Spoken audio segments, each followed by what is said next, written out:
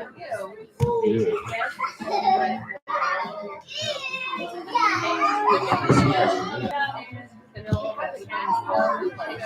Been wild. Been a while. Yeah, I started a new job. I work for a tech company now. I'm gonna do some traveling, which is fine. But When did you start that? 1st of August. So I basically chill for all August, and then September I basically every other week.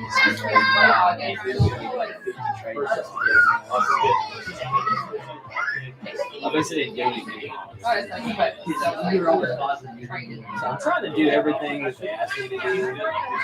Because there's a lot of like mobility in the company. So I'm like, I say yes to it all. Then after a year, be like, hey, I'm going over to this department. So, but it's fun. It's like tech sales. So when I'm home, I get to work from home. So it's a nice little thing. Yeah, I was down in Atlanta, went to Philadelphia, went to Delaware. About to go to North Dakota next week. You have been traveling every week pretty much. It seems like every The other last 2 every months, other like in October. I guess it's in the end of September. It's been Yeah, it's been a lot the past 4 weeks. So I'm about done though. So my last trip is November, the week before Thanksgiving. I gotta go to Nashville, which I go to Nashville quite a bit. It's usually where I'm driving to is Nashville. So that's my last kind of big week-long ordeal is that, and then I'm done for the rest of the year. Then it kind of dies off for 2 months, January, February, and then middle of March it picks back up again.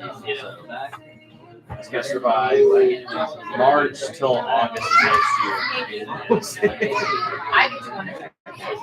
Yeah, I'm taking her with me. We're going up to Vermont for a conference. So In my dream. yeah, I just want to live in I don't know. Northeast. We'll probably just put some Cheerios out for you guys. A couple newspapers in the corner of the room. That'll be all right. Just tell you good luck.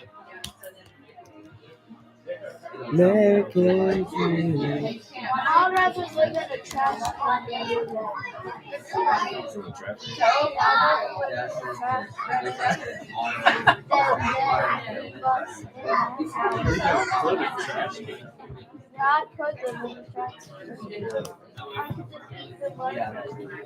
Man, good man. How are you? Yeah, hair looks good as always, man.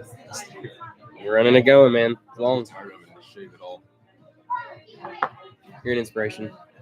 I was gonna grow my hair out, but then I just can't take it anymore, so I'm getting it cut on Tuesday. I hate like the year long in between. Yeah, You can't do anything with it. It just looks you're pulling it off though. Well, it's also cold, so I'm like, I could just wear a beanie for the next 6 months and be all right. But it's like the weird moments where I'm not gonna wear a hat. That's like I don't know what I would do, you know. That's why I'm wearing a hat right now, because there's no way I could make it look all right. So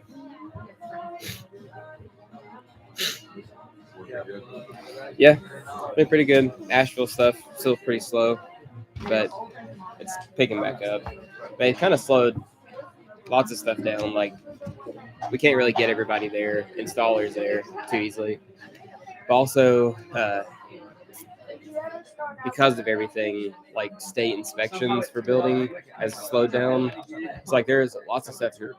It's insane because I mean they can't get state inspectors in places. I mean it's a whole the places that triple. have to rebuild roads. They're having to. The state has to buy land to rebuild the roads because the road was just gone. Yeah, that's right. You can't do anything with it. The paperwork process to start working on it. Yeah. I've got 2 friends that work for like a grading company. And they're like, we can't even start on anything. Yeah, I mean, what do you do? There's waiting on the state. Yeah, To right. like, bring them forms or something. Yeah. It's gonna be a long time. I mean, I've heard like estimations like when the roads will be back, and it's like next year. So this is crazy.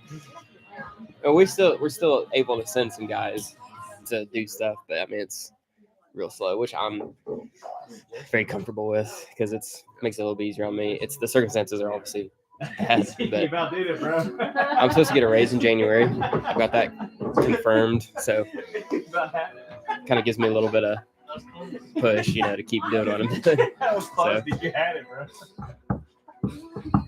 Is that what you were willing to try to ship it to? Yeah. I told him not to do that early. Well, that's why he was like, I think I can still on his phone for climb under the table. I poked my hand up through the hole. I was like, bro, go for it. He's like, come on, let me. I was like, I got you, sis. Just like paradise. Maybe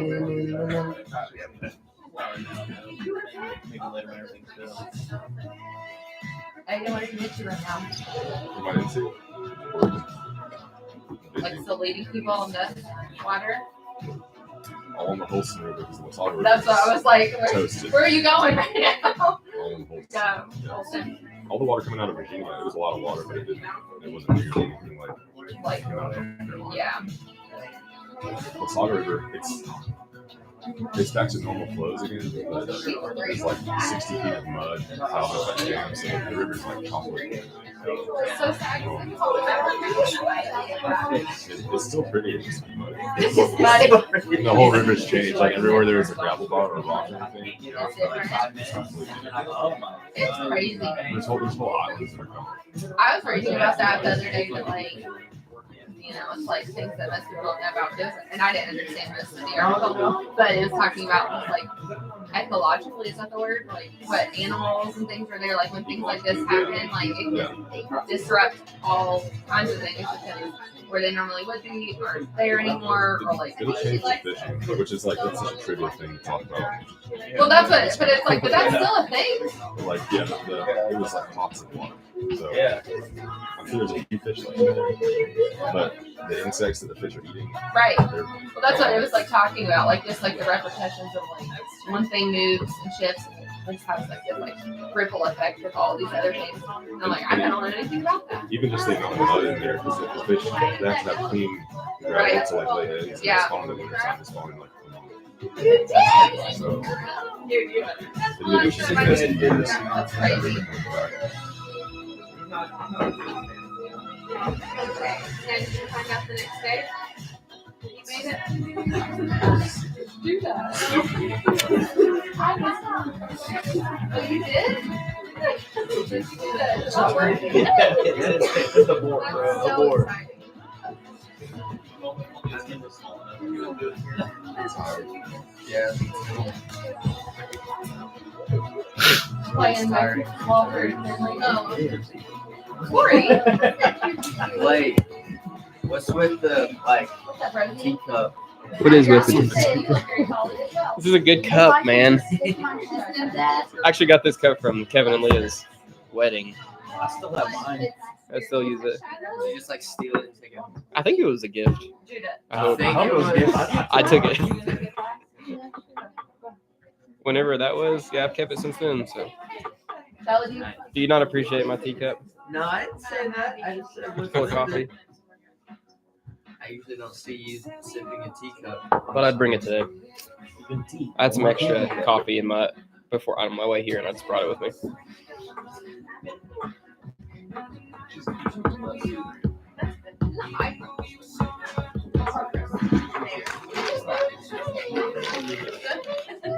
As you drop you.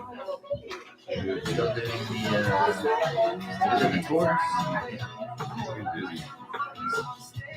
Worked the last 6 days. I'm guessing y'all like close to right? It slows down. Yeah. Y'all still do it? Some people don't want to be out in the cold though. Yeah. I think I'm working 22 days in October. I'm lucky that I'm working that much. Yeah. A lot of guys in North Carolina like this. Well, yeah. That's like, I'm thankful. Yeah.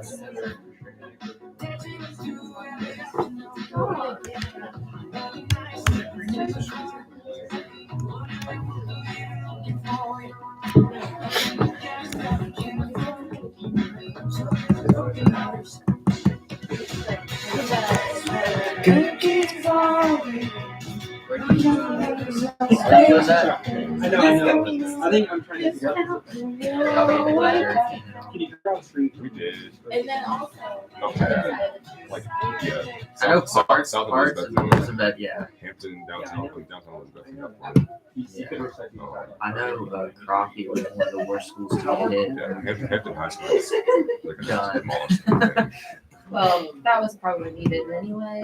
Yeah, high This school's is like just- 80 years yes. old. It's an old one. It was not the best of the situation anyway. They had insurance, but the insurance won't pay to rebuild it in the same spot. They're like, it's a liability. Well, They didn't. yeah. So they're gonna have to like Figure out where to where they're gonna go. build the high school. So what are they doing with all the kids that went there? I don't know. They was another school for. All right, everybody, welcome. Happy October 20th. We'll be continuing on and listening today. I told you guys last week that today's teaching and discussion time really came out of more of an exploration on my part. So if you're not interested today, that's totally fine. Just check out while I'm talking. And this is Blake just trying to work something out in my head. But I think it's worthwhile. We've been talking about listening, and a barrier to listening is what I call the barrier of truth. So if truth is just the facts in my brain and I have the correct ones, and there's really no need for me to listen to you. And I think that's a barrier, obviously. But I think there's some things we can be proactive about and trying to expand our vision. And I think actually become people who have a bigger vision of truth that actually help us listen better. Anyways, that's what we're talking about today. But to begin, I'm going to play a song for us. And I'm going to read you guys a poem from Rumi. And I just thought it was incredible. I haven't been able to get out of my head, so I'm going to read it to you guys and give some more time for this song. What's what we've been doing. Decide, lean in and listen to the song. There's no lyrics, but just listen to it because I think it's beautiful and powerful. And listen in. So I'm going to play this for a second. So pray, take some time to just be quiet if you need to. And I'll read this over us, and then I'll pray and close it.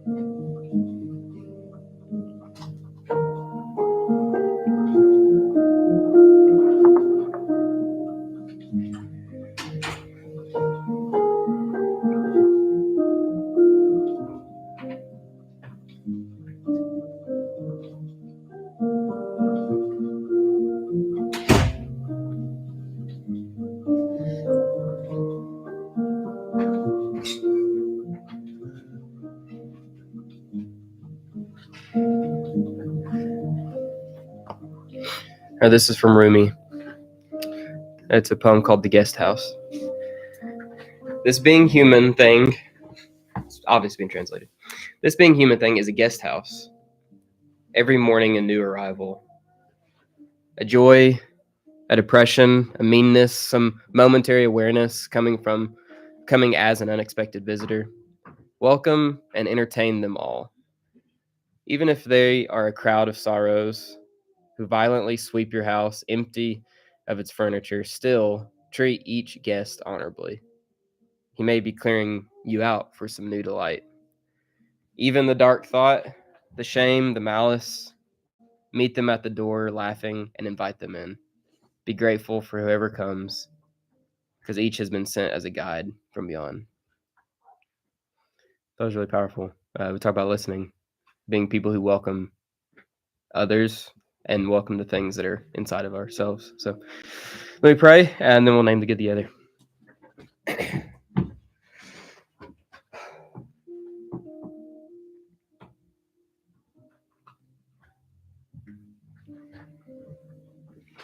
God, we come just as we are, not as we should be, because none of us is as we should be.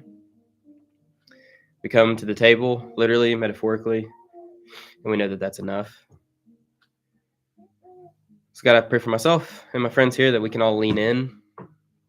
We can listen deeply to each other. And in that manner, we'll listen deeply to you. And today, as we talk about learning from others, we talk about learning from ourselves. Got to pray for that to happen, the transformation to happen in us, where we can become people who do that easily, routinely, quickly. So as we just read, help us to be hospitable people to the other. And even if that other is ourselves. So God, we're here. We're yours. We pray these things in your name. Amen. Everybody, we named the good, which you've seen, tasted, experienced. The true, the good, the beautiful. However you want to phrase it, name it before he dies over here. Being a distraction. Or name the whatever. Fill in the blank. I'll do it first because Drew made a comment. This is my teacup from Kevin and Leah's wedding. So shout out to Kevin and Leah. I was wondering if that was the same. And their wedding. So It's always fun when someone's like, "This is from your wedding." still use it. It's a great teacup. It has coffee in it, not tea, but it works.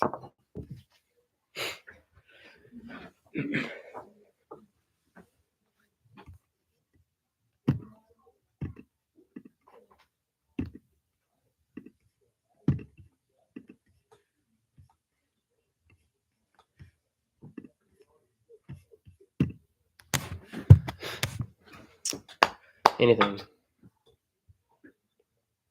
was just talking to them. I'm thankful that I'm still able to work. Yeah. A lot of people in my line of work were very affected by the storm, so I'm glad that I'm not like out of a job. Yeah, for sure. Yeah. No, that's good. That sure looks good.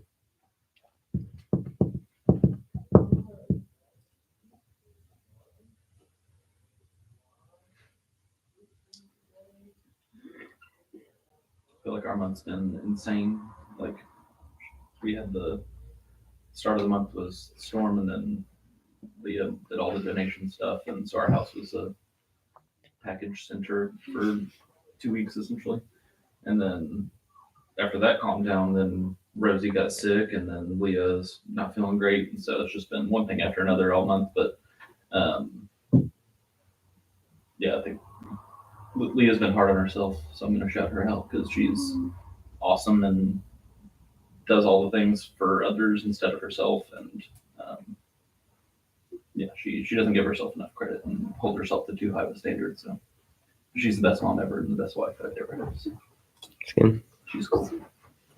Cheers. Yeah, it doesn't help that her emotions are really stable. Yeah. You're doing the most.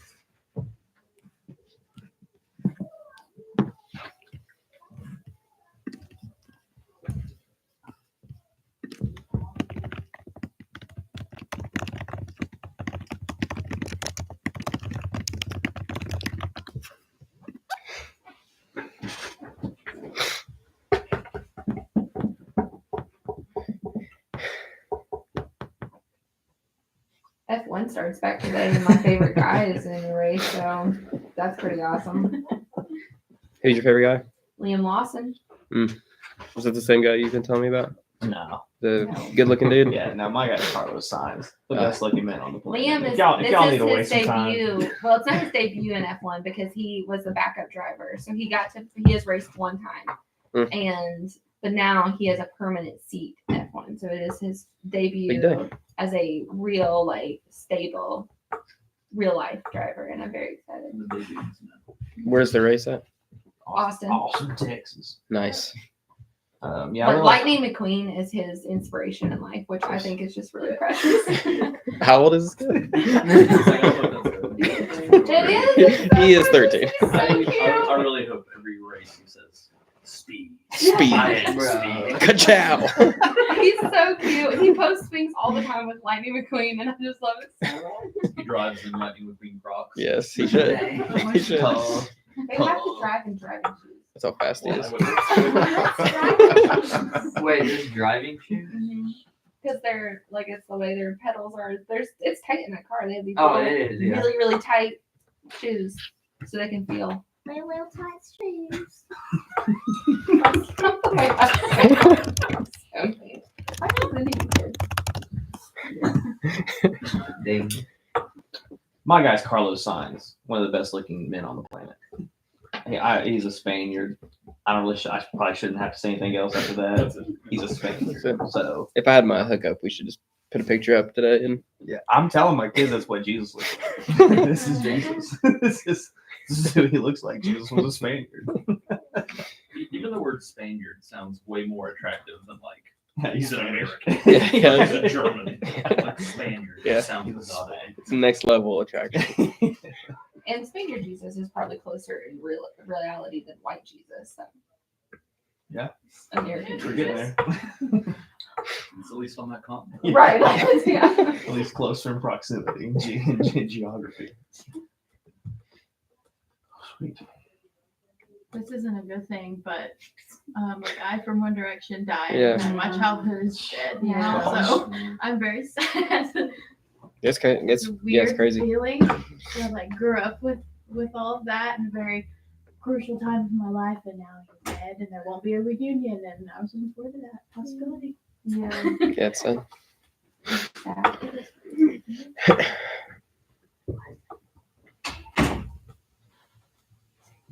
I've been thinking recently, it's kind of random, but like the fact that there's been a lot of terrorist attacks in our world, and the fact that, as far as I know, none of us have probably been in one of those before. And when we hear about it, we're like, we get all emotional. We're like, that's so terrible and everything. But in the next few hours, or maybe the next day, we're completely fine. We're back to our lives just because we've never been affected by something like that. So I just feel bad for families and people who have been affected by stuff like that. Like, for instance, like 9/11, people were literally like the people in the building in the Twin Towers when it got hit. There was literally people jumping off the Twin Towers thinking that was a better idea than possibly getting saved. And that's just kind of crazy. Like, there's been so much, like, if you think about it, like that war with Ukraine's still going on and stuff like that. Russia's killing a lot of people. Yeah, that's not necessarily terrorist attacks, but just like tragic events. There's Sure. a lot that happens, and we don't really think much about it because we're not involved with it. Yeah. So I just think that's an important note to really think about. Like, you hear World War II with, like, Nazis and stuff like that. That's probably one of the worst things that's ever happened on Earth. And we, once again, like, think about it, feel really bad for those people. Like, maybe think about it for the next hour or two, and then you're over it because it doesn't affect you. Sure. So, Oh, that's good. That's really good. Even with Asheville stuff, it's kind of like yeah. this kind of happened and then Yeah, unaffected when or we hear affected about by it, we think about it for maybe 15 minutes and then we're on. Sure. I just think it's like, probably need to pray for those people almost like every day. Yeah. Because, like, even people who've been hit by the flood, like, I know we've all seen the videos of like multiple neighborhoods just like gone Mhm. and houses just gone. And like I said, once again, we consider it, put thought into it. We maybe even donate some stuff. We feel really bad about it. And then next few hours, next day, maybe next few days, we're over it. It doesn't affect us. Yep. Yeah, thanks for sharing.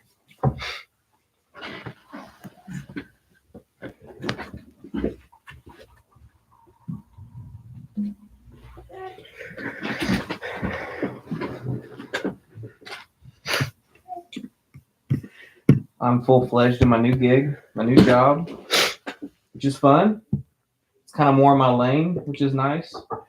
Not to, no surprise to anyone that construction wasn't a cup of tea of mine. I looked the part, skill-wise, very lacking. So, Big surprise. Big surprise there. Like, wait, you're not good at manual labor? You look so fit and swole. But yeah, so this is kind of more in like, it's basically tech sales. And so it's kind of more in my lane, which is nice. And I forgot that it's like, feels good to be good at something, you know, you're like, oh, I'm actually good at this kind of stuff. So that's the nice thing. It's like thing I've been traveling all over the place. That's kind of the, you know, the dark side of it is like, okay, I kind of traded off the being home all the time for being on the road it's not terrible because I mean, I think it affects me more than anybody else because my kids may not even know I'm gone. They're like, where's dad? It's like I've been away for 4 days.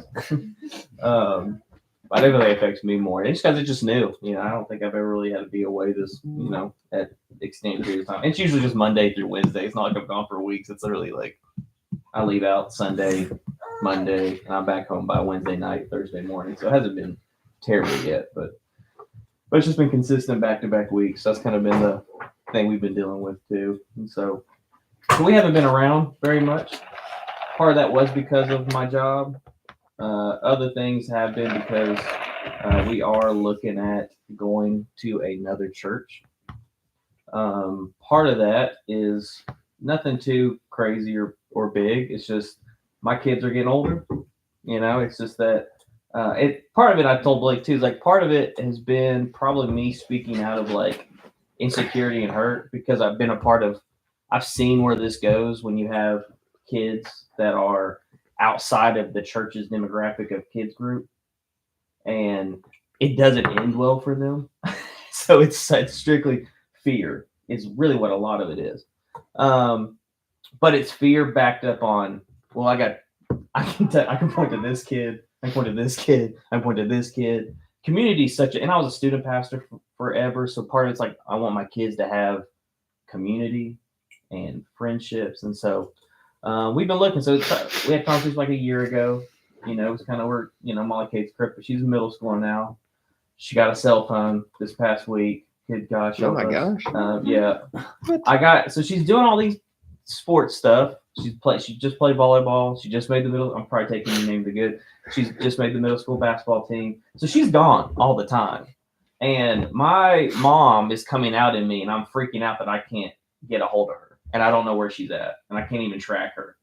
Because her phone, she has this little iPod or my old phone, but it's just Wi-Fi. So half the times it worked, half the times it wasn't working. And so I was like trying to get a hold of her one day and I couldn't get a hold of her and I like lost my crap. I'm like, where is this coming from? Like, what is going on? And so I was like, hey, I think I'm going to go get Molly Kate a phone. And literally just got her the phone. So she's got a really nice phone. It kills me, but you know, while she's playing with her hair. Yeah, so about a year ago, we started having these conversations because it was like Molly Kate's getting a little bigger, getting older. And I've had this, I'm babbling now, but I've had this pathway in my brain of what I want her to start in middle school and where I want her to be at 18. And we're just kicking off that process. There's things I want her to read, things I want her to experience. I kind of also want to simulate my growing up and experience in a lot of ways. And I want to, you know, recreate that in some instance, not all of it, but in some ways I want to recreate it and then also bring some health, some health and wholesome and understanding the Bible, full picture of that too. But so for lack of a better word, we've been, you know, we're, and I also didn't want to have this big formal discussion with y'all if we weren't for sure we were out. That's why I was like, it's been a year. We kind of went back and forth. Then I was traveling. And so then we went visited a couple spots, but then we finally just asked, you know, we're just like, hey, what do y'all want to do? And, you know, they were very clear they want to go be a part of something where they got friends. And so we're going to go find a spot where they can have friends and go to church together with their friends. And, you know, I'm not going to be one of those begrudging dads that, you know, gets all mad and says, no, we're going to do what I think we should do. I'm going to listen to my family and what my kids need. And so you can be praying for us in that way. But we're still going to be around. Like, it's like, I mean, I very much envision myself being like, you know what? I'm not going there today. Let's go to Mosaic. So we'll still be around. And, you know, I told Blake at the beginning of all this thing, and I'm still like, you know, still going to help him out whatever way y'all need and whatever way is needed. And but yeah, we're gonna step away for a little bit and just go see what's out there for my family, honestly. So Molly Kate's wrote a nice little thing. You want to read it or no? What? You want to read your church thing? What do you mean? You don't have to. You don't want to. I don't. All right. Yeah, she's learned a ton from what the church looks like from Mosaic, and we were talking the other day in the car, and she was just telling me, and I was like in the front seat, and I was just kind of like weeping a little bit, because even at 6th grade, it's already healthier and more wholesome than even when I was in 6th grade, and so it's like okay, like. And there's certain things she'll come home from school and she'll be like, yeah, so-and-so said this, but that sounds whack. I'm like, it does sound whack. Yes, ma'am, it does. So she's got this beautiful brain. It's already, cause that's why I was in middle school. I was at freaking Tri-Cities Christian School in Bible class, and they would say something. I was like, that just doesn't make any sense. Like I told this to Blake and Derek Sharp the other day too. It's like, I've literally been this way since middle school. Like I felt some of these things that I felt that I'm feeling now and I believe now, I felt since I was a middle school kid. It just took me a long time I didn't have anyone that was saying, yeah, Corey, that is meth. That doesn't make sense. Everyone when I was growing up was like, hey, shut up and just keep going forward. And so, so a lot of the stuff that I feel now is I felt for a long time. And she's kind of picking up on some of the stuff too, which is cool. So I babbled. Do you want to say anything? I covered everything. Yeah, we were in, I was in Bible class the other day. It's like me and then like, it's like only girls, like the teachers are going, so like the girls in 6th grade. And we were talking about churches, like the churches that we go to, and everybody would like be like, oh yeah, I go to youth group on Wednesdays, or like I'm a part of the praise team or something like that. But then when it rolled around to me, I wasn't sure what to say, because like the church that I went to was like so much different than the ones that they did.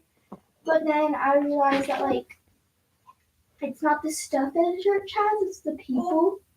And then I started thinking about like how like Mosaic has like everybody gets to say what they think. They're like in the church, in like a bigger church you want to get to because it's too much people. But there's like so much conversation in Mosaic because of it being such a small church.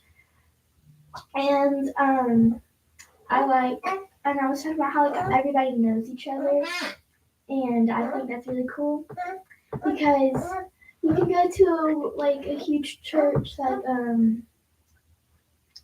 Calvary. That's a good one. Yeah, and you wouldn't know anybody because. Why are you guys crying? No, I'm not.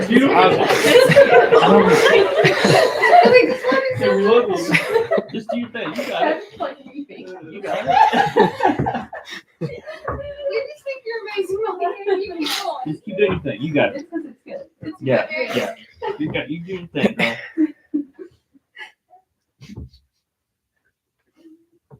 Okay. So yeah, and I just thought that was neat because it's like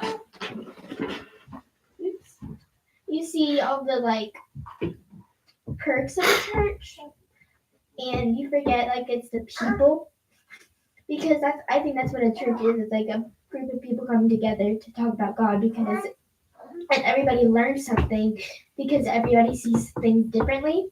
And so you might not understand somebody else's perspective, but then you hear another one, and you're like, oh, that makes sense. And that's what I think is really cool, because it doesn't matter like the building or the size or the money. It matters the hope and people inside it. So. God, okay. Yeah.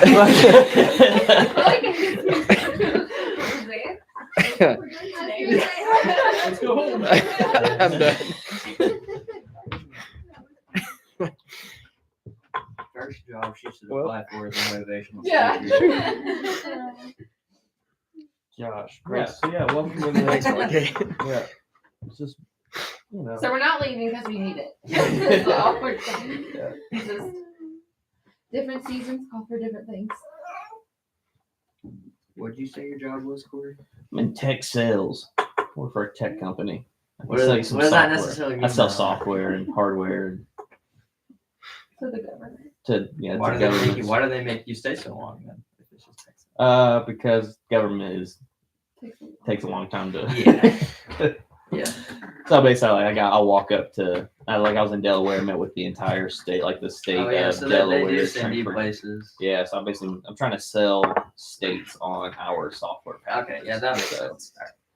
I'm basically, So- hey, use our software, send it out to all your DMVs. I was thinking tech sales. I'm like, I don't see why they would take you all across Yeah, America. But yeah. So, which I mean, it's what I'm good at. It's my thing. I mean, literally, my boss is not a good presenter whatsoever, and so I walked in. He's like, "You think you can do that?" I was like, "Yeah, I can do it way better." than you." at least you're confident in it. You Yeah, semi, yeah, semi I know. enjoy it. I definitely don't lack confidence. So, but Well, thanks for sharing. yeah, there you go. It's the Sanders fan. There you go. Cheers. Cheers. Cheers. Yeah. Can we all take a minute and acknowledge my dad's gray hair? Come on. You ain't gotta do that. You ain't gotta do that. Nice one, Kate. That's brilliant. You're like the Mr. Fantastic going right here. It is Yeah. true. You know? Reed Richards. I'm so old. This is a frustrating thing, you know? She can be so graceful. It roasts me, and it's a great joke. It's a well timed. The timing. That's That's great. like you taught her to That's break the attention with a funny joke. That's So it did not come from me. Well, we love you guys. We're all better because of y'all. If there's anything we could walk away with, it's what Malachi just said. So if Mosaic is anything, it's that. So We went like 3 weeks talking about what is Mosaic. Malachi just did it. She just did it. She's like, Off the top of her head too. yeah. It's like we sat here for weeks, hours. All we had to do is What are we doing? It's not like- Yeah, we should just ask Malachi her reflections. Well, I have nothing to add to any of that. So, if you guys want to keep going, we'll keep going. Talk about listening. So just hold everything that Malachi just said, please, and don't forget it. But we'll work through some stuff and I have some questions for us to dance with, and then we're done. But today we're talking about listening to others and yourself for wisdom. If you want to look at it, we'll be in John here in a second. John 18, verse 28 in just a moment. But to begin, let me quickly tell you about something called the liar paradox, which you guys probably know. The liar paradox is a logical paradox that arises from a statement that contradicts itself, as in, for example, this sentence is false, or the statement, I am lying. If the statement's true, then it's false. And if it's false, then it's true. Are you with me? So if you say this sentence is false, if the statement's true, then it's false. And if it's false, then it's true. There you go. It's a classic example. It's from this philosopher in the 6th century who said that all Cretans are liars, and which he was a Cretan, which makes him a liar, which makes his statement probably a lie. So anyways, it raises the question, what is truth? What does it mean to say a true statement in the world? So today we're talking about truth. I'm just going to try to introduce that to us. I think it's a little bit bigger on the inside than the outside. But to quote Proverbs 19:20, which is something we've talked about often, is it says, listen to advice and accept discipline, accept training. And at the end, you will be counted among the wise. So last week we talked about listening is essential for connection to others, like relationally. But it's also more. Philosophers for centuries, religions for centuries have talked about how it's central for gaining wisdom in the world. Speaking of philosophers, Socrates is known for saying wisdom begins in wonder, in curiosity, in inquiry, not speaking too soon. John Stuart Mill argued in his book On Liberty that listening to opposing viewpoints is essential for discovering truth. He's warning that if we only listen to those who agree with us, we'll fail critically in the world. In the book of Acts, as well as other sources, we know that the early church worked out ideas among themselves. They had to discuss things. In Acts 15, they had a question that arose to them. Should we allow these people Or do these Gentiles need to participate in certain Mosaic laws to be a part of the covenant community around Jesus? And they didn't know because there was no clear answer on it. So they had to discuss it and figure something out to come to a true conclusion. To quote the author, Mark Nepo, he says, to listen is to lean in softly with a willingness to be changed by what we hear, which is the big ask of listening, is are we willing to be changed by what we hear? So what is truth? This is the barrier of truth. We talked about it last week. There's lots of barriers to listening to each other. I think one of the biggest ones is what is truth? If I have the true facts in my head, you have other facts in your head that I believe to be incorrect, then why would I listen to you? So if you got John 18, look at verse 28. This is the famous passage talking about truth. John 18:28. Jesus' trial before Caiaphas ended in the early hours in the morning. Then he was taken to the headquarters of the Roman governor. His accusers didn't go inside because it would defile them, and they wouldn't be allowed to celebrate the Passover. So Pilate, the governor, went out to them and asked, "What is your charge against this man?" "We wouldn't have handed him over to you if he weren't a criminal," they retorted. "Then take him away and judge him by your own law," Pilate told them. "Only the Romans are permitted to execute someone," the Jewish leaders replied. This fulfilled Jesus' prediction about the way he would die. Then Pilate went back into his headquarters and called for Jesus to be brought to him. "Are you the king of the Jews?" he said. Jesus replied, "Is this your own question, or did the others tell you about me?" "Am I a Jew?" Pilate retorted. "Your own people and their leading priests brought you to me for trial. Why? What have you done?" Jesus answered, "My kingdom's not an earthly kingdom. If it were, my followers would fight to keep me from being handed over to the Jewish leaders, but my kingdom is not of this world." Pilate said, "So you are a king?" Jesus responded, "You say I'm a king. Actually, I was born and came into this world to testify to the truth. All who love the truth recognize that what I say is true." What is truth? From Pilate. He went out again, asked the people, told them he's not guilty of any crime. All that goes back and forth. The famous question from Pilate: what is truth? What is it? How do you know when you get it?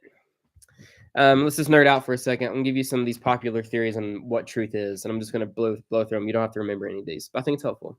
There's one called correspondence. It's whenever something is true when a statement or belief corresponds to your reality. So water boils at 100 degrees Celsius. It's true because it corresponds to a factual property. Pretty simple. However, it focuses on fact checking that theory. It's all facts. It's just making sure these things are facts. It's important, but also limits, our capacity of knowledge. The second one is coherence. It's something is true if it coheres to a larger belief system. If it's true, it's logically fitting inside something that's bigger than itself. It's all well and good. It overlaps a lot with the first one, all that. It encourages us to listen for patterns of coherence. It's very necessary, called coherence. Third one is pragmatic. This is where I think we all actually live, to be honest. This theory says that truth is what works in practice, what actually works in the world.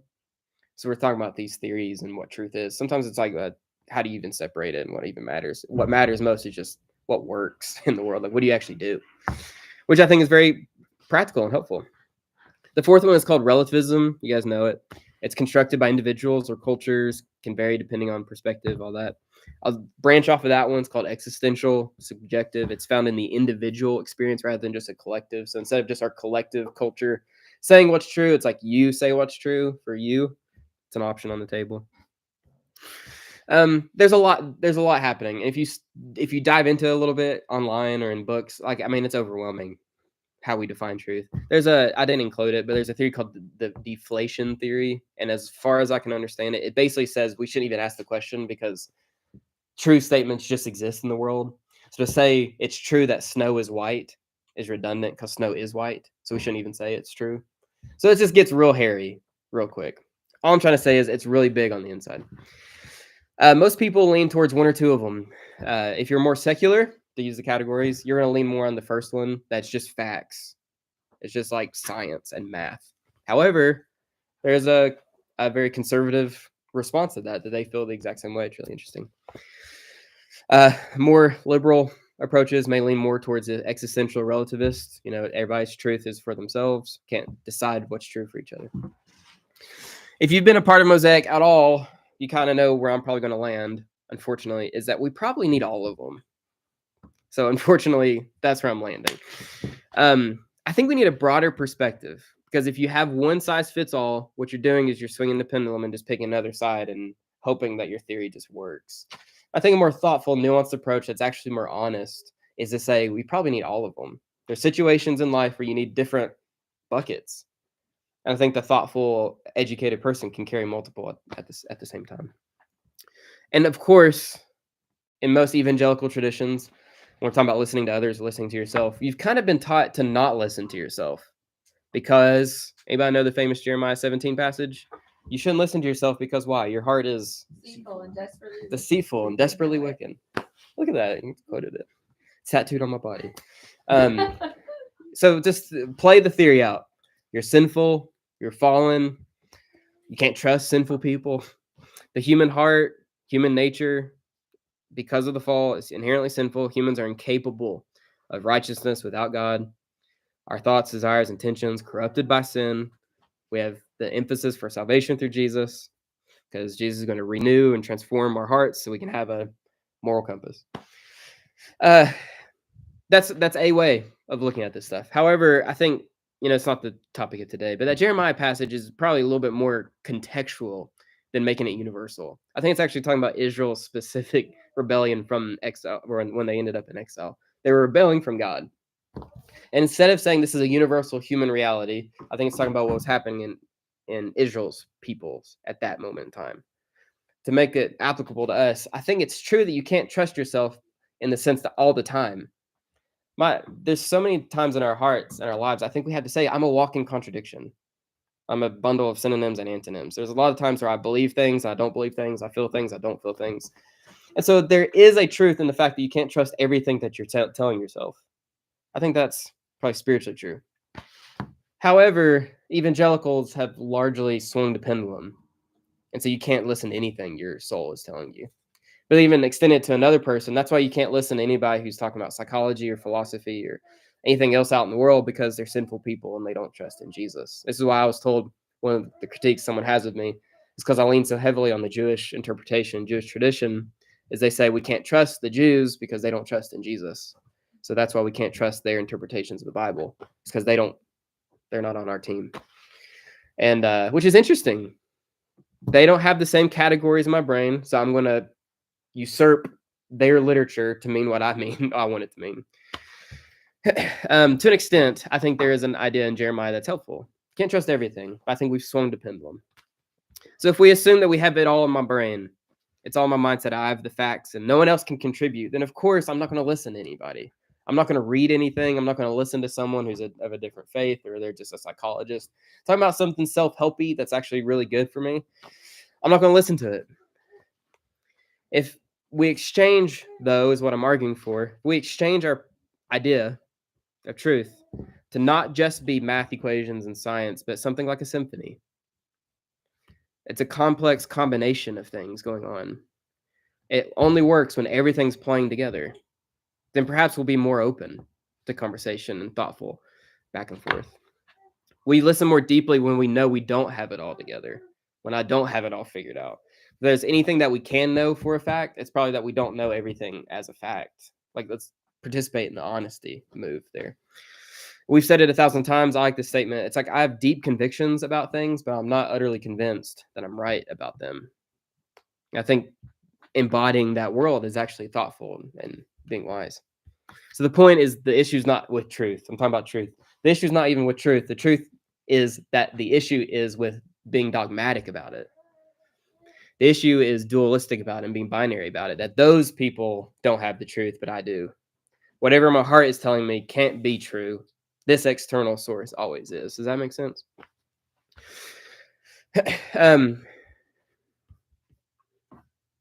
There's that. All that to say is I think the Bible is actually holding out a way forward for us. And I think if we have the eyes to see, the keys have kind of been in our pocket the whole time. We have a library. This Bible is a library. I'm pulling this from other stuff we'll talk about eventually. But the Bible itself is polyphonic, meaning it speaks in multiple voices. It's not speaking in one voice, it's speaking in multiple voices. So that's why, for example, Genesis 1 and Genesis 2 are different.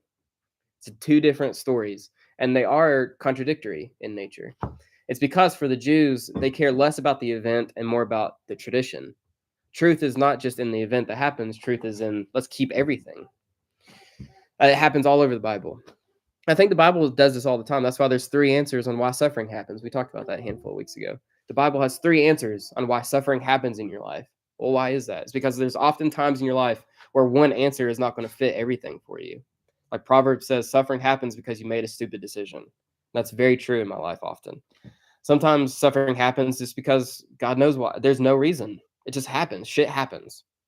And if you look at someone and says, well, it's because you made a stupid decision, that's completely unhelpful and probably not always true. So the Bible has another answer. And this is the complexity and the beauty, the depth of the Bible. Is the Bible has actually been playing the game the whole time, helping us. Is if we see truth only as that which is literal, historical, and factual, then we're going to miss it. Because that's why the Bible speaks in metaphor and archetype and symbol all the time. It's trying to open you up. Like when we talk about God's nostrils showing up at the Red Sea and blowing the wind, blowing the sea apart, we're like, okay, that's poetic. But it's like, yeah, it's poetic. Like that, they're trying to push you and say, what is true? Like, did God's nose actually show up? Well, probably not. But that's probably truer than true. Because God was liberating them. God's presence was the one that was actually pushing the sea apart. The chaotic waters that's in the way of your liberation, God's not just distant from it. God's like present in it. His nose is in it, which is funny. But all that, let me round up. This is all I gotta say. So what is having that broader perspective? Like trying to include bigger pictures of truth. It's not just the facts, but it's actually bigger. What does that help us? One, it helps us be humble people. Recognizing that perspective on truth is limited actually creates more humility. So we're going to be humble about what's in my head, honoring that which is brought up in my heart and in others. 2, it makes us more open. If we acknowledge that truth is subjective and can be that way, not just objective, it's based on personal experience. Listening doesn't just become about verifying the facts that you have versus I have. It's also understanding someone's lived reality. So like, this is what we're talking about asking questions too. Is like, I can be encouraged to ask you and others, what can I learn from this person's perspective, even if it's not aligning with my own? Not just caring about us lining up on policies and facts and truths. It's like, what's their lived experience and how can I live or learn from that? It also calls us, as number 3, recognize the complexity of our lives. Things are complex. Our lives are multi-layered. And so don't limit yourself. Don't limit your own experience to what's true or not true. Don't limit someone else to what's true and not true. And this does lead us to, how do you talk to someone who is not that way, who is very dogmatic and not open, very closed off to this stuff. And I'm just going to run through these real quick. The first step is to model kind of open and curious listening that you're advocating. Ask questions rather than making the arguments first and foremost. Number 2 is starting with curiosity.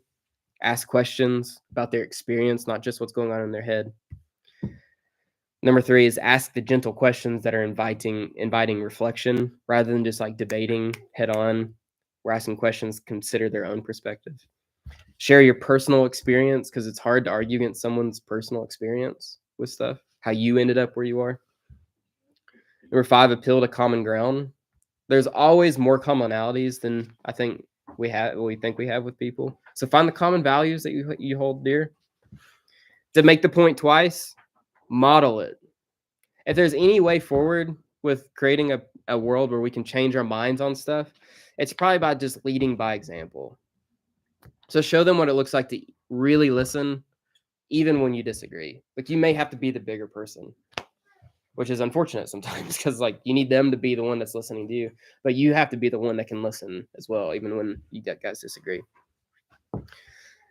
And this is the last point there, is don't try to change the other's mind, but create a space where their mind can be changed. The goal of changing someone's mind typically does not work. So if that's the target, you're going to miss every time. So maybe the goal is what we've been saying for weeks, is listening. Like me listening deeply to you and understanding where you're coming from is the goal. And I think in that kind of world, our minds can change. We have to change the target a little bit. That makes sense? Before I get to some discussion questions here in a second, this is the dent I think it creates in the world. If I'm not carrying the monopoly on truth, then of course that leads me to listen well to others. Because if I'm sure of anything, it's how little I know. It's of course going to lean in. If I don't carry a monopoly on truth, then that means I can seriously value and consider your experience. I'm willing and able to update the things that's going on in my brain to match lived reality. Again, if truth is bigger than just the things that's going on in my head, then it means I don't have to limit or label someone else to the facts in their brain. Okay, this is one of the main things for me is if I'm understanding that truth is so much bigger than what's going on in my head, then I'm also going to work to not limit you to what's going on in your head. So I'm not going to limit you. I'm not going to demonize you. I'm not going to degrade you down to just what's going on into your brain. And that's a step of the work as we have to do is we have to be the bigger people sometimes. You're a person that's worthy of respect and honor and dignity, and I'm going to give that to you. You're more than what's going on in your brain. Further, if truth is to be found everywhere, including in myself, then there's times where I've sidelined myself, negated myself, ignored myself. So this is like the beautiful affirmation that we're all made in the image of God, and that includes you. Like you carry this spark of God inside of you. What your soul tells you matters. It may not always be right, but that's kind of the perspective we have on everything. So I think we just need to apply it to ourselves too. It's like, pay attention to the inner wisdom that you have, your intuition. It's not always an evidence of evil in you. It could be a source from God in you. It's like I've been taught to never trust yourself, never listen to yourself. And I think that's probably evil, you know. If truth is to be found everywhere from everyone, including myself, then I can wisely consider my own experiences and what my soul says to me. So don't be afraid to listen to yourself. Practice introspection, even if it's going against what's going on in your brain. Don't be afraid to practice that. All right. I have a handful of questions just for us to work through, if you guys are willing. To begin, does anybody have a story that they're willing to share about defining truth solely as... What can I read this? Does anybody have a story that they're willing to share about how defining truth solely as facts in our head, how it affects our ability to listen? Any stories that are coming to mind where things are just the numbers in your head and you're not going to listen to someone else, whether it's an actual lived experience or something, you know, story you want to speak to?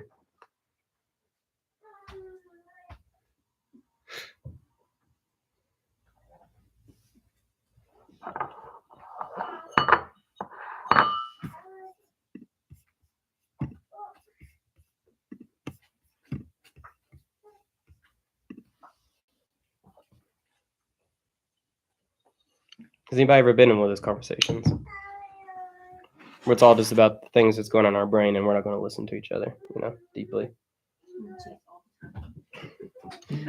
I feel like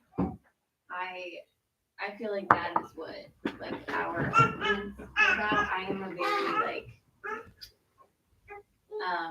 I like to have facts about everything. I like to know a little bit about everything, and so I feel like when I head into arguments, I'm very like you know, and so it doesn't get us anywhere. It's not productive. Those are not productive arguments, and so I don't know, but I see that in myself a lot, and I think I probably get it from my dad, but it doesn't serve me well in arguments, but I don't really know where to go. Oh, that's great. No, that's great. This is probably a good place to start. That's great. But yeah, so I feel like I see that in myself a lot. And Karen's very good at like being the opposite of that, I feel like. I don't know if you want to share like your experiences with your dad, but Let's just shove that. I'm not sure. Share your pain or trauma real quick. I feel like it's a great example. Well, Wait, what are you trying to? How far are we? no, I feel like it's a really good example of talking about just like how your dad is and then how you are in the conversation. I'm trying to guide you. Really, really good. You don't have to share. I think sometimes it's hard because I talk a lot about, I feel like what we're talking about right now at work, but from a different angle in the form of communication. And that like you have to know what conversation you're coming into, like what are both parties coming, because it's like if I'm having an emotional conversation, but Corey's having, which I think is what Avery's saying is, Corey's having a logical conversation, Sure. then we're both getting frustrated because he's talking about what he knows and I'm talking about what I feel.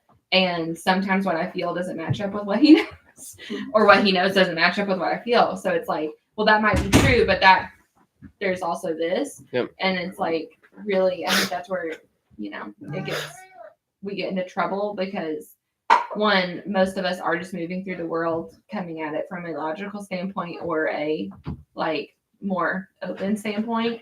And then on top of that, having like emotions, which I feel like cannot be true or untrue. Like they just are like, and so it's like, we might know something, but we feel a different, even the way we like interpret what we know is very different and convoluted. And so I think it's just like when you are in a situation, like someone's presenting facts to you and you might even be able to hear them, but you're so wrapped up in like, so for me, it's like he might be telling me something that is really actually true, but I'm so wrapped up in like how I feel about that, that I can't hear. It's not affecting me at all. Because I'm like, well, that doesn't matter that that's true because this is how I feel. And that makes zero sense. Yeah, Corey's like, but they literally don't hate you. And I'm like, but I feel like they hate me. So, yeah. It's like snow is white. It's like my emotions are my truth. Right. That is true. So you're true, but Right. It's true too. It's very, which is why it's nuanced. Yeah. That's right. And it's why, I mean, it's coming at being able to get on the page at the very beginning of like, what are we talking about here? Yeah. Because that's the thing too. It's like, if I am coming at it with my emotions, then giving me facts is not helpful. And so it's like both parties being able, Definitely not helpful though. both parties being Just so we able know. to like listen, to really listen and say like, okay, I need to be able to listen that like, hey, I need to push my feelings out of the way and like hear what he is actually saying. But he needs to listen and say like, hey, what he's actually saying might not actually matter right here because if the feeling is primary, Yeah. you know. And that was a stretch. I think I'm starting to catch it now, but I'm starting to catch it way too late. That we're in a completely different conversation at this point. Because for me, I definitely ascribe, yes, snow's white. It doesn't matter if you feel bad about it. It's white. Grass is green. The sky is blue. It doesn't matter that you feel any different. It is what it is. You can't do. That's the thing. I operate in the world like it doesn't matter if you feel different. It is what it is. Like it's a stress that I'm not gonna feel because I can't change it. And if I can't change it, then I'm not gonna worry about it.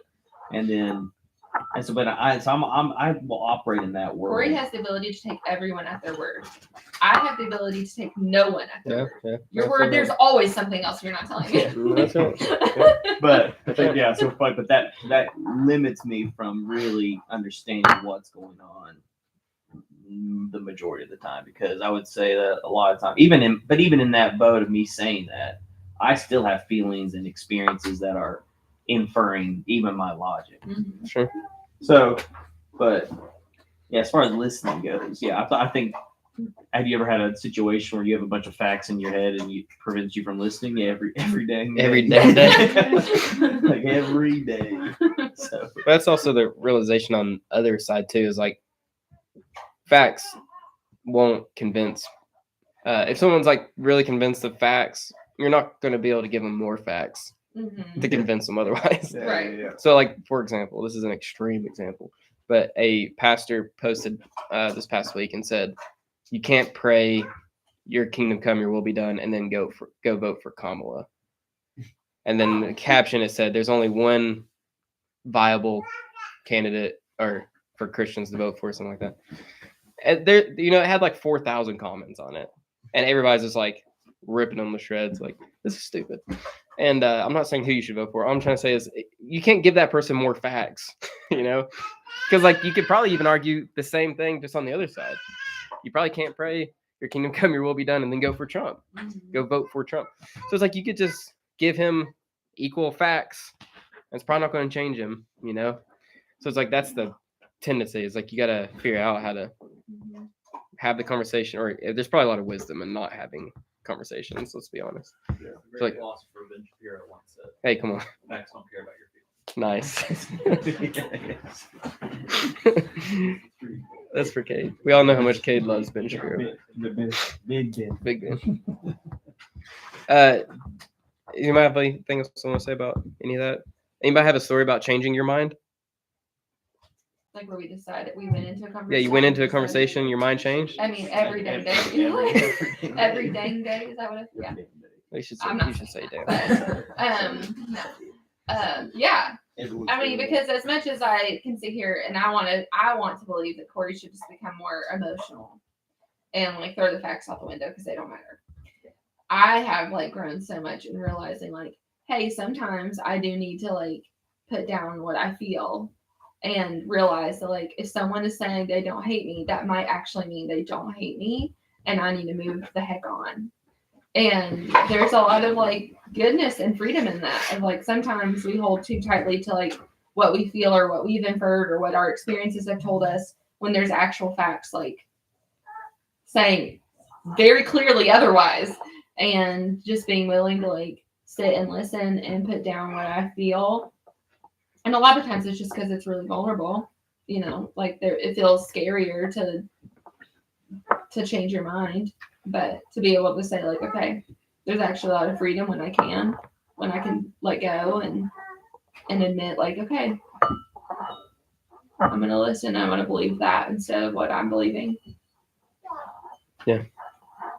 Yeah, I don't know. I was like raging. Actually, not very good.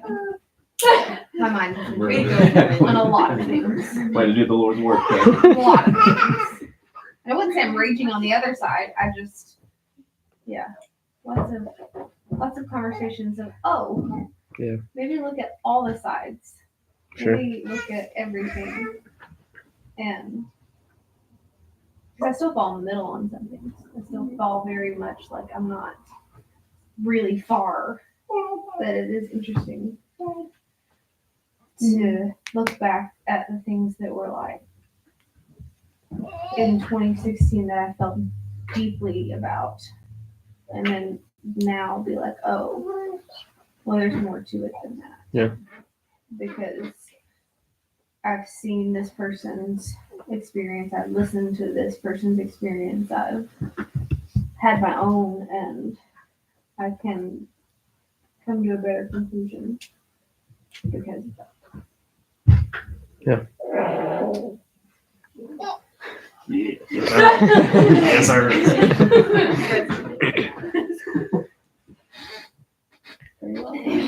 When it comes to listening to yourself, is that something that you feel like you've done well? Does anybody resonate with my notion that we kind of raised with the idea that you're not supposed to listen to yourself? Oh yeah. Okay, I just want to make sure that don't trust yourself, don't listen to yourself. You can't possibly trust your feelings because they're fickle, and it's like, sure, at a certain level, but then at another level, if we have been given these feelings and emotions for a good reason, and I can be guiding, they just can't be everything. I think when I can point to the times where I'm like, that has really been detrimental to me, that idea of like, because of not listening to yourself. Yeah, because I was an emotional kid, so that was pounded in me as like discipline, like that I was by parents, by people in church, of just like, you're like, they sense an emotional, dramatic child, and they're like, we need to make sure she really fully understands like this is all horrible, and so, but it's been detrimental to me in a lot of areas in my life, like from teenage years all the way up. In times where I have, because most people that are very emotional are also very intuitive, like they're very discerning, and which is a gift of the Spirit, but no one wants to talk to you about that in church. We just want to say, don't lean into any of your feelings. But there's been lots of times where I've been very discerning about like situations or people or things and felt like something's wrong. And I have talked myself out of that in ways that has been like not to my benefit, or to benefit of anyone else, because I do believe that like the gift of discernment is real, and things like, and we are emotional beings that God created to feel. And I think he protects us in our emotions a lot of times, like through our emotions, he protects us. And when we are taught so much to like, because you're right, like we have to filter our Mhm. emotions. Like I have to be able to be understanding of where I am and who I am. But to just completely like not without even thinking, negate them is not a good situation. And it led me into a lot of really harmful places because I felt like something was wrong or this was not right or something bad was coming and I just talked myself out of it rather than saying, I don't have any logic for this to go on. Because that's all, it's like when I couldn't point to like a fact, it was just a feeling, I shoved it down. Sure. But if I had gone to somebody, maybe I could have gotten different. And so we should probably have that approach with, if anything, that's what I'm trying to say is like you should probably filter everything. Right. Like just have the nuanced perspective with everything. But we always have the tendency to make it dualistic. Like Right. either It's definitely right or you're it's definitely wrong. Yeah, it's like it's all or nothing. So it's like let's just have the more thoughtful perspective of like it's like not everything that comes up in my soul is probably good and true and beautiful. You can recognize that, but not everything that comes up is not good, true, and beautiful. So it's like just being able to decipher that. But that's a massive step forward. Yeah, That's what I'm saying for people like even leaving this room. If you're trying to have a conversation about anything, it's like that's a massive leap forward for people. Is even the middle ground. Like I'm not even saying swing the pendulum and swing to everything subjective, and there is no objective truth out there that you can apprehend. But it's like just a step forward. I think like too, like, because I was saying two things growing up: don't follow your heart, and then if you have an open mind, it just fall into it. So it's pretty much like don't follow your heart, and also don't have an open mind. Yeah. Mhm. And so It's a great combo. I know. It's like that's what I'm inspiring to raise them. Yeah. So it made like the unlearning process of like I don't even like I was telling Avery, I have like 3 emotions that I feel: happy, mad, or sad, or hungry, and it's like those are the 4 things.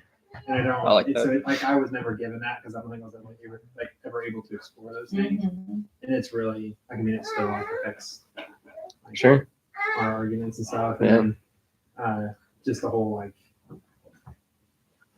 the way I like changed my mind on a lot of things. It made that process so excruciatingly painful. Yeah. Which is unfortunate. But, Well, it's all in the service of truth, Mhm. facts that's actually real in the world.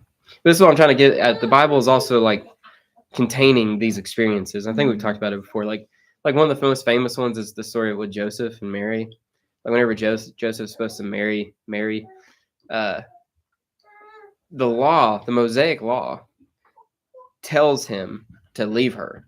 Mhm. Like it's not okay what happened with her getting pregnant before. Not okay. And so Joseph has to leave the truth in his head to participate Mhm. in what God is doing in the world. Because the Mosaic law told him to leave Mary. Like that was true and right for him. And he didn't do it. He chose to stay with Mary, which he had to leave the facts in his brain to follow the inner voice. Now you could trace that forever, but the Bible has these experiences all the time where you have the stuff in your brain and the inner wisdom is going against it to an extent. Now I think you can take that probably way too far, but the Bible itself is speaking to these experiences. We just don't have categories for them, I guess. That's why it's so important to like be a person that someone can go to with those things, because it's like if we do want to be people that can question our own selves and our own logic or our own feelings, then there also has to be people that we can go to with those like, hey, I want to work through this, and we're not going to hold tight to like, no, that's wrong, but we're going to be people that like respond with like more questions and help someone like work through something, because otherwise we're just all going to end up at like, even if we can take that step to say, I'm going to filter what I feel and what I think. If there's no one there to help us do that, then that becomes. You me good? Oh, Okay. he really wants to. Oh, he can come up here. Yeah, I'll hold him. Okay. I'll wrangle him. He's been trying to make his way. He stops at the entry every time. Yeah. Hey, bub. Come here. I want to say something. What do you think about listening? He doesn't. He's like, everyone should listen to God, me. he also pooped. Is that why you handed him to me? He knew. Like, now that you have him, here's the Anything else? All right, go back.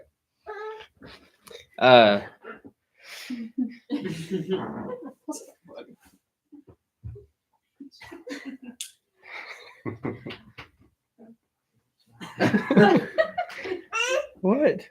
Oh, come back. Come back. Yeah, that. All right. There's a lot more to be said, especially when it comes to how the Bible factors into this. I told you a couple of weeks ago. Eventually, we're going to talk about how to read the Bible again because I've kind of developed some more tools. I think that may be helpful for us when it comes to stuff like this. Like, we talked about it a lot. It was like, how do I tell my kids some of these Bible stories whenever they're horrific and bloody and all that stuff? I think this has a lot to do with it. It's like, what is truth and what do I tell my kid? What's essential? What's not essential?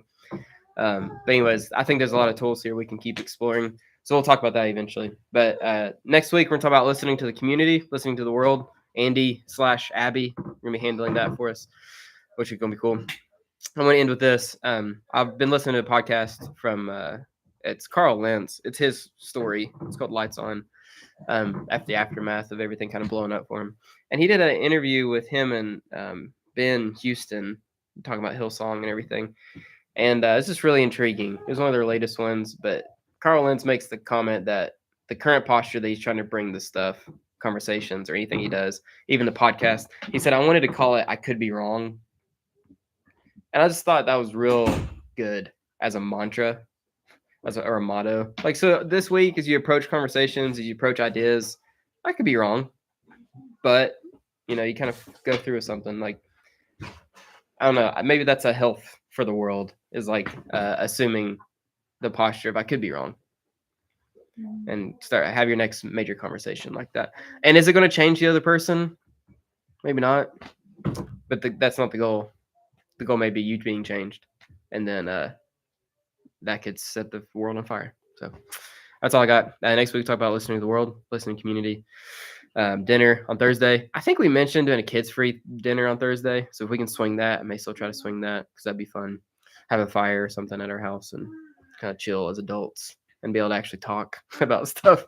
So we may still try to do that. So if I can swing it, you know, try to loosely plan for that on Thursday.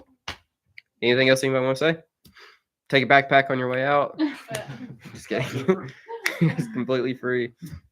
Just kidding. All right. Cheers.